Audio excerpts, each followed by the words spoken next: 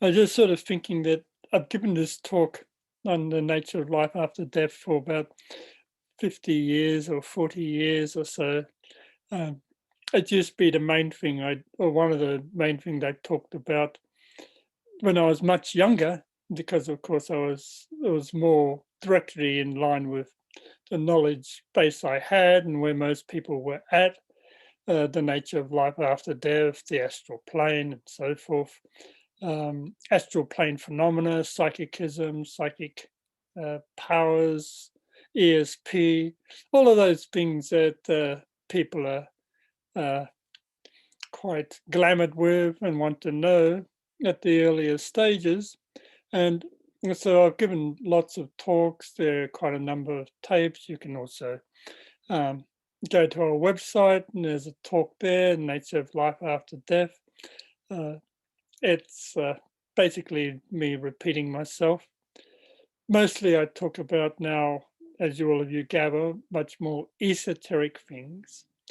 And but I also acknowledge the fact that everyone comes at different levels of awareness. Not everyone knows all the basic esoteric philosophy before they come to me. Um, it would be good if everyone were well versed in the Bailey teachings, for instance, and then we could continue with the minutiae of this or that aspects of the philosophy. But that's not possible either. And others, of course, come from a Buddhist stream. There's certain rituals that are done in Buddhism, such as in Tibetan Buddhism, the recitation of the Tibetan Book of the Dead for 49 days over the deceased. Of course, we're not Tibetans, and so that's not part of our ritual or thinking mode. Most people, when a loved one dies, they go into a grieving mode and think of all the things that they should have said or done, or all the other incidents in their lives that were happy and joyous, and all of those things. But most people go into grieving mode and they hold wakes, and there's a depressed mood in the minds of these people, when in reality you should be quite joyous that a loved one is now finally been released or liberated from the physical body with all its aches and pains, and now is free from all of that.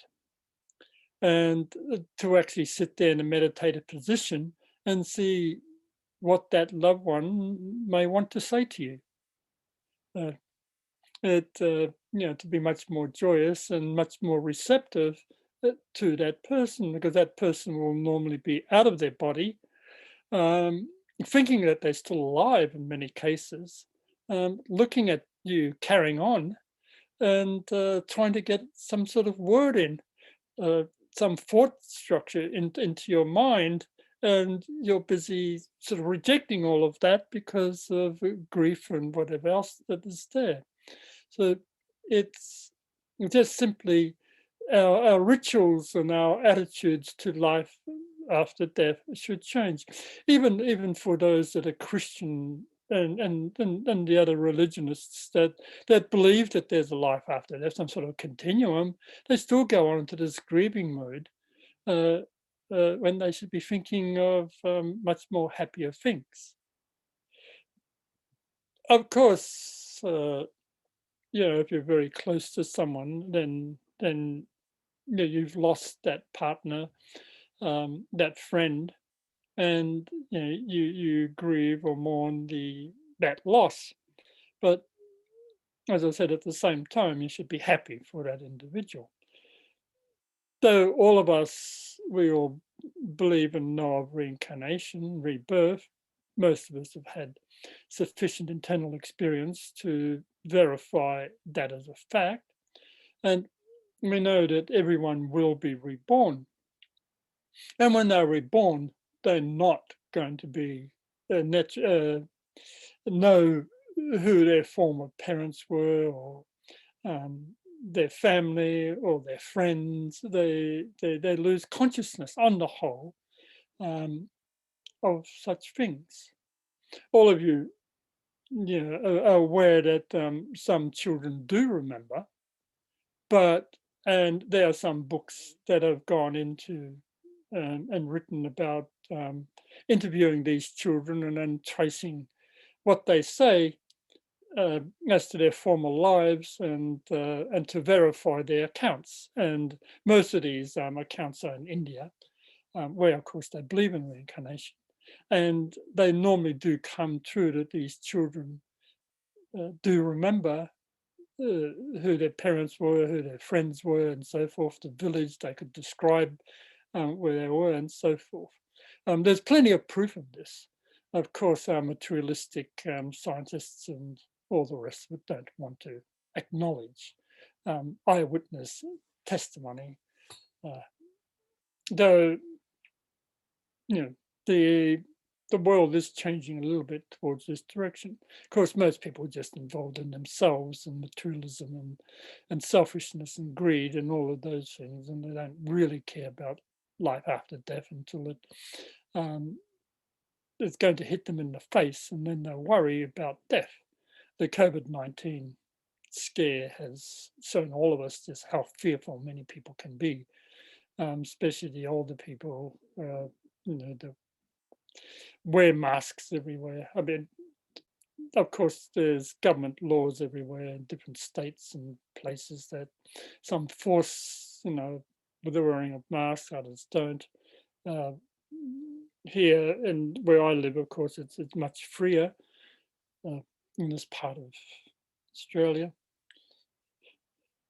Anyway, so what I'm getting to, or what I was trying to get to, yes, this talk I'm giving is one that I've given many times before, and I sort of almost like to put it in my past and say, oh, well, that's over and done with, done that many times, but we just have to continue on with what people really do need to know. And I've mentioned before, and it's quite clearly in DK's books, that the physical body is the great illusion. The Buddhists know this quite well as well. All is maya virupa, it's an illusional body of manifestation. It's all thought constructed or mind constructed, as the Buddhists will call it. All is mind. And it's, according to DK, not a principle. What he means by not a principle is not something that your soul actually possesses for itself as something that's, if and of itself, important to it. It's a mechanism of gaining experiences and unfolding karma and working that karma out and gaining initiation. In other words, the next level into the domains of spiritual being, but it's not something which your soul per se possesses. It's a construct, it's an angelic construct. It's formed in the womb of the mother, but the devas are busy building that form. What is the principle are the chakras, the 7 major, or the 8 major, if you want to call this, as dual splenic center, as a chakra, a major chakra that is, and then there's 22 minor ones, 49 after that, and it goes on until 343, and then you get to all the acupuncture points. The acupuncture points are the minus chakras in the body, and they're just basically just shunting devices.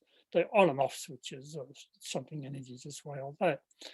And they work, the science of acupuncture works as a healing mechanism because they are tiny little chakras that's basically just one little flow of energy. It's like a little stream, and you can move the stream or either block it or you can let the energies flow, and that's what it does to a particular organ. Now, so the first thing to to get right in your consciousness is that, all of you are aware of the changes in your body. We're not who we were at the age of 4 or 5 or 10 or 15. We think differently, uh, and all the rest of it. But we've grown from that age, right? So we can look back and say, oh yeah, that's the way I was. I had my toys. I was a bit of a brat or whatever. Yeah, you were. But you've evolved. You're much more mature, and all the time, your body is aging. The only thing that is real is your consciousness, is that which is gaining from all of that experiences, which contains your memories. With your consciousnesses, you can go back into time, and you can look forward towards the far distant future, or some of you can have that type of vision, precognition. Uh, the karmic streams move that way, and they also move that way for a mass of people, for nations in the international community, and so forth. So it is quite easy, not easy, but one can look at the future the way it should go according to the way the karma is flowing into the future. Now, so that, and most people, of course, think that their body, this um, mechanism of gaining information, is the real, is the only thing that exists, and therefore they try to hang on to it for as long as possible, do whatever they can to extend the life, even though the quality of life is racked with pain. They got all the diseases and sicknesses, and they still want to hang on to all of that. And often the soul wants to leave the body, but the personality with modern medical expertise keeps the body alive for far longer than need be, far longer than the soul really wanted it to exist for. It's got other things to do rather than to hang on to a decrepit physical body that's causing nothing but for the inhabitant now, pain and suffering, because the soul wants to evacuate, and the personality using intense personal will and modern medication wants to keep inhabiting it for, as I said, far longer than need be. Those of you that go before and look at history before the time of modern medicines and this intense will to keep the body alive at all costs.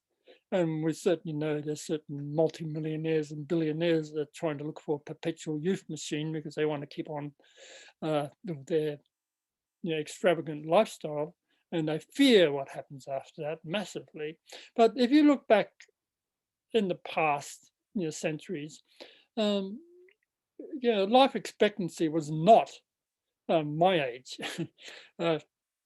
Or most people, especially for instance in Victorian England, the average working class was what? They died at 25, 30 maybe. They're overworked, malnourished, and impoverished, and all the rest of it. And so an early death just meant eliminating the grind of the pain and suffering of living in a pauper's body. You don't need that for too long. So the thing to realize is just do not be attached to your physical form.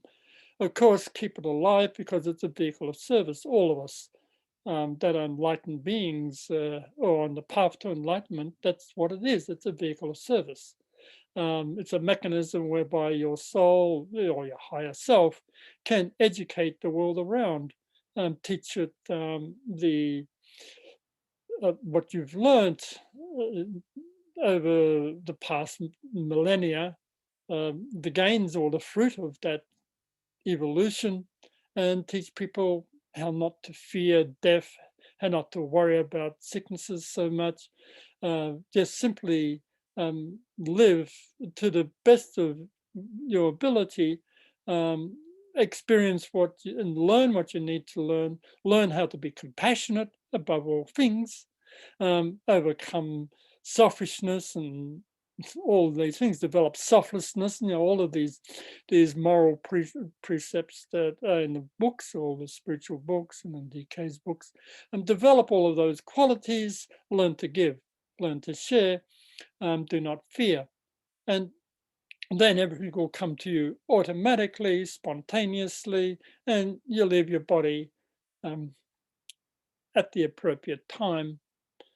And also, if you are following this type of lifestyle, then impressions will come to you and everyone that there is a life after death and that the transition is easy. But it's just a matter of what essentially happens is that at the moment of death, the pranas move normally to the center between the shoulder blade, and when they go there and then exits at the back, then the silver cord, or the consciousness link, if you want to call it, is severed, and the body then is dead. It starts corrupting. There's a possibility to come back into the body for a short period of time, but of course, the great majority of people don't have occult knowledge, and so they are out of their bodies and they look down upon that thing, and then they say, "What on earth was that about?"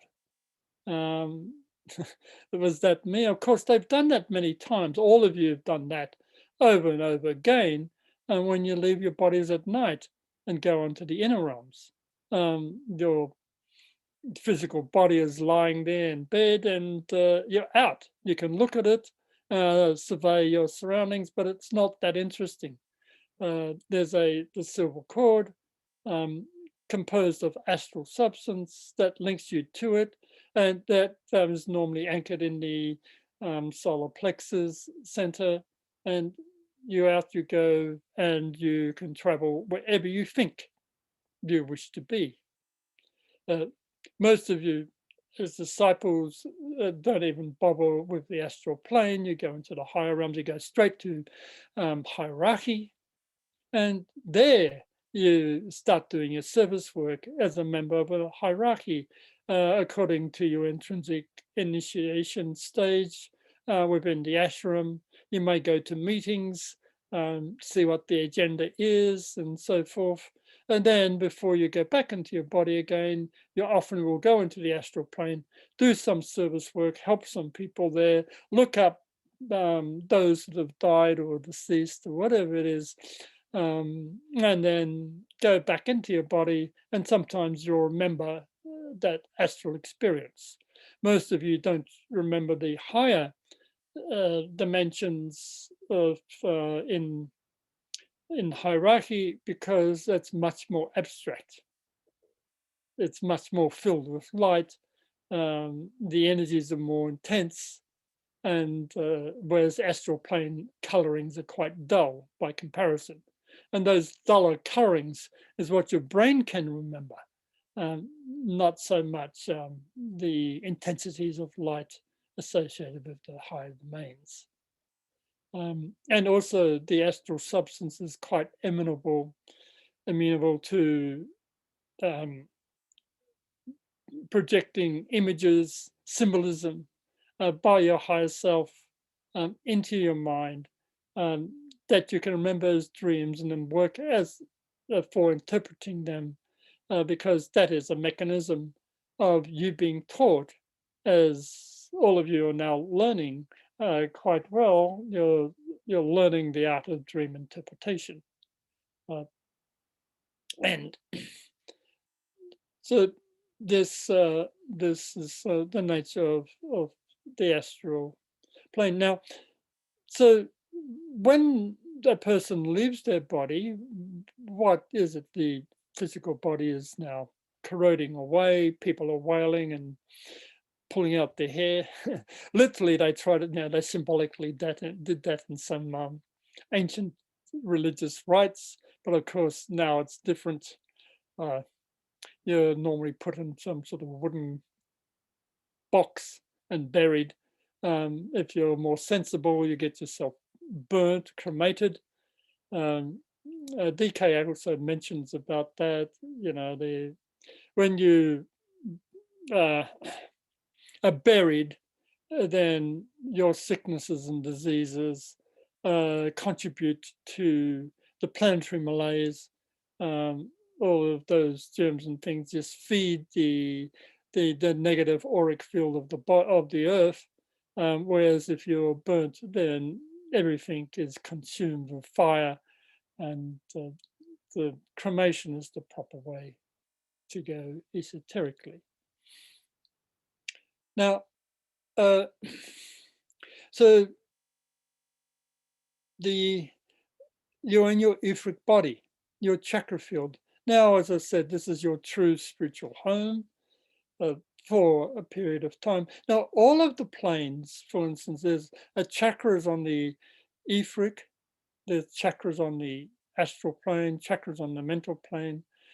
So these planes have the subtler forms of the chakras. You're literally moving from chakra to chakra. Depending on the amount of vitality that you've put into your etheric form, vitality is prana, so you normally a being stays around for about 2 weeks in the etheric, and they visit their relatives, their friends. They can, for instance, if you died, we're say in Australia, and I've got a relative in Europe, well, you just think of your relative and you're there, and you say hello. Of course, your relative or friend or whatever over there is probably not aware that you're trying to talk to them. But there you are, saying hello. If you wanted to go somewhere, visit the Eiffel Tower, which you could never do when you're in physical body, you have to think about it, and you're there. You can walk around there and look at these sites, because you're still, from the esoteric point of view, in a physical body. The etheric body is just the fourth subplane, if you want, of the physical plane. There's 4 ethers, and then there's the 3 dense physical aspects to the 7 subplanes of the physical. So you're still, if you're a master, you can materialize yourself if you wished. As I've mentioned before, Jesus did it, so doubting Thomas could touch his wounds and then dematerialized, because you can do that once you understand the laws of manifesting forces and crystallization or condensation of the forces via the chakras. So, and it's quite interesting. I mean, if you ever have this type of clairvoyance, I remember once in Dharamsala, which is where the Dalai Lama is in India, resides in north of India. I've lived in Dharamsala for a year once, and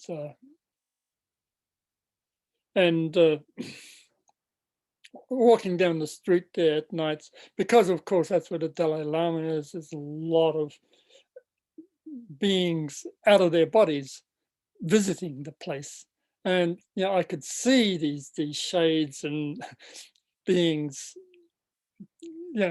everywhere, literally crowding the place, doing their holy pilgrimages and things like that, because that's the form. Of course, the popular psychic books distort all of that, and then they think that the astral forms or the etheric forms are shades, or you got all the dark connotations of the deceased, when in reality all that has happened is that you're out of your body, and they're out of their bodies, and they have the same consciousness as they have now, except that they're now amazed with the newfound powers, and there's no such thing as pain or suffering or any of those encumbrances. So if somebody was racked with cancer and then they died, and all that pain and suffering gone, and they can not only that travel and travel with the speed of thought. You can see the amazement, and you can imagine the way it is for the materialists and our present societies, which don't think of anything life after death, and then suddenly discover that there's such a thing as life after death.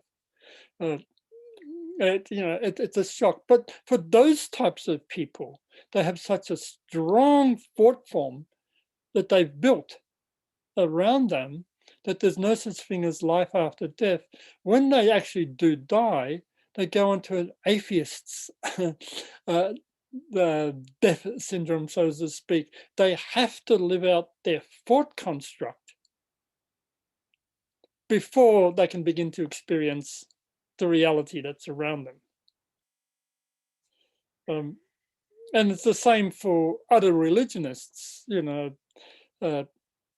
if the thoughts are so strong, then that the mind is real. All is the mind. So if you've made strong thoughts about opinions, and there's no such thing as life after death, and so forth, then you're going to end up into a type of a hell zone of nothingness for a while, which is what you've created yourself. But it's quite important, therefore, to teach your friends and relatives and parents, all those that you love, that yes, there is life after death, and it's not a heaven or hell state. But that comes or can come, but it's quite pleasant. So depending on, I said, the vitality, then it's normally about 2 weeks. It can be a little bit longer, a little bit shorter. Then normally a deva comes, and because it's ready for you to, or a helper. It can be a deva, or it can be somebody normally that you've known that have already died, or sometimes it can even be a cycle, such as yourselves, that go and say, now it's time to go into the inner realms, and then you go. And then they have to die. It's a second death. They have to die to the etheric body. The etheric chakras have to dissipate. So it takes a bit of time for the energy field to dissipate naturally, because it's no longer vitalized. And so at the appropriate time, it's just you die, you leave the etheric shell behind, and you enter the astral plane, and with a guide, such as I said, a diva sometimes, but it can often be somebody they've known in a former life, or it could be, for instance, your own mother. She may have been dead 20 years ago, and she comes, and then she looks, and you probably recognized her as 80 years old or something like that when she died. But when she comes to you, she comes in a form of a 40-year-old or 30-year-old, because on the inner realms, you just use your mind and build on the astral plane the image of what you like best of yourself, the period of time you most enjoyed, or whatever. Everything is governed by the mind, and the astral substance just automatically acquiesces to it. Now, in the DK books, and there's reasons for this, he says that if you understand, every plane of perception has 7 subplanes, and he says that there's the lowest 2 of the subplanes of the astral are not places of human habitation. So it's the higher 5. Now, out of the higher 5 subplanes of the astral, there you get the heaven and hell states of the religions. And you have to think also that the astral plane as a whole is a construct by the human kingdom. It doesn't exist per se on most planets, certainly not where there's no humanity. Um, the astral plane is a plane of energization. And in those cases, the astral and the etheric are almost identical. The body of energies that cause the materialization of substance comes via the astral. But what human beings do is that they add to the astral the watery substance of the emotions, their creative imagination. You've all heard of this term, the creative imagination, or your imagination itself, your desires, your images, whatever you pleases you. For instance, let us look at an example of a lot of people that are in poverty. There they are, sort of living in squalor, and then they see the person on the hill there in that fancy mansion, having servants and all the rest of that, and the envy comes or whatever, but their life is drudgery and misery and whatever, and so they build in their minds the imagery of that mansion, or something that to them is a utopia. And whenever they do that, then they're using their creative imagination with astral substance to actually build something that is real on the astral plane. It's a real construct. It's a mental emotional construct.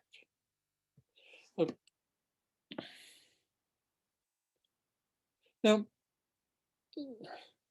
so if you think of world history the way I do, and you can actually see the pageantry of history over millennia, and you can see the rise and fall of civilizations and the rise and fall of various religious dispensations. You can think of the pagan religions with the belief in the gods, Zeus and Hecate and all the rest of it.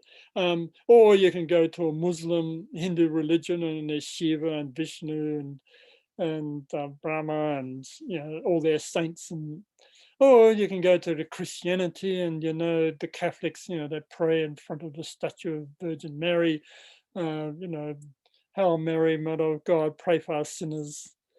That's the way the prayer starts, and so all these religionists, they create through their religious dispensation, what they've been taught, and their devotion, and the devotion is an astral or emotional energy, the images of these great beings, of a heaven state. Because let's face it, the oppressed, the poor, and all the rest of it, that's what they've got. They've got their religion, and they work on their religion and build for themselves a utopia, one way or the other, for when they die. Now, what I'm trying to get to, if you look at the sum total of this creation en masse, from Atlantis onwards, going all the way down through all of the various religions and all of the devotees. And you can look at all those religions and you can study what they worshipped, the various deities, Ashtata, Baal, Osiris, and all the rest of it, and all the religions. You can then imagine the amount of worship that thousands and thousands and millions and millions of people put into these deities, into these religious entities, into their concept of the afterlife, into their concepts of a heaven and hell. All of this is creative substance. All of this is creative imagination. And they build the real on the astral plane. They build the correspondence to our modern cities.